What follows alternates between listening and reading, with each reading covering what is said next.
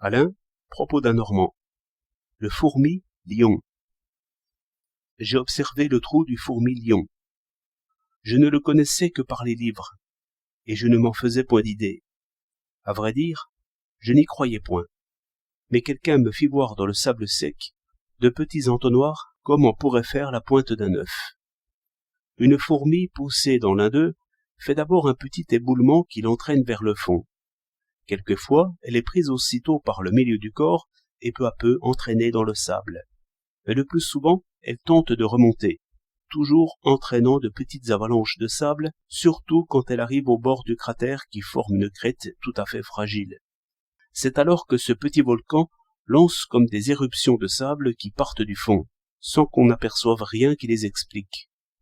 Cette pluie de cailloux minuscules retombe ici ou là dans le cirque, et une fois ou l'autre sur la fourmi, qui presque toujours retombe et est finalement enlisée, comme si cette force qui la bombardait tout à l'heure l'entraînait maintenant sous la terre. Mais j'ai vu des cas où la petite éruption de sable lançait au contraire la fourmi dehors. On dit, mais je ne l'ai pas vu, que le drame se termine toujours ainsi.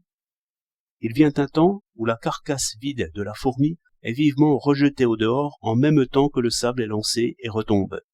Et toutes ces opérations contribuent, par l'effet de la pesanteur, à conserver à l'entonnoir sa pente et sa forme. Si l'on fouille alors dans le sable, on découvre, mais non sans peine, une espèce de gros pou couleur de sable, qui peut être de la taille d'une noisette, avec 2 tentacules assez longs et fermes, munis de suçoirs et une tête assez mobile. C'est, d'après ce que disent les livres, la larve d'une libellule, et la transformation se fait en juin. J'ai insisté sur les détails que j'ai pu saisir, parce que ce piège à fourmis est souvent représenté comme une merveilleuse machine à faire voir chez les animaux une industrie admirable. Le célèbre Fabre tombe souvent dans ce défaut qu'il faut appeler proprement mythologique, et qui consiste à supposer des volontés et des plans clairement conçus, au lieu de découvrir dans cette adaptation apparente de moyens à des fins l'effet d'un mécanisme tâtonnant et des plus simples forces de la nature. Ainsi, dans le cas présent, je ne veux point dire que cette larve creuse son piège à fourmis avec l'idée que les fourmis s'y prendront. L'examen de ces petits cratères fait comprendre qu'ils se forment par la pesanteur, lorsque le sable est retiré par-dessous.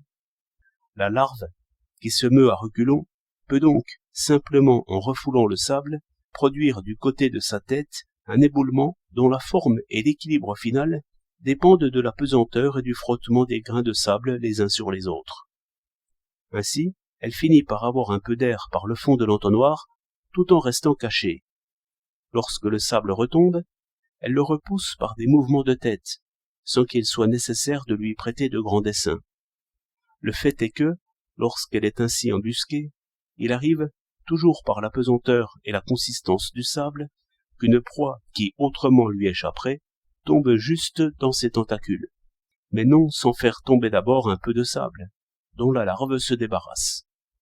Et l'effet de cette réaction est souvent, par la disposition des choses, de lui ramener son gibier.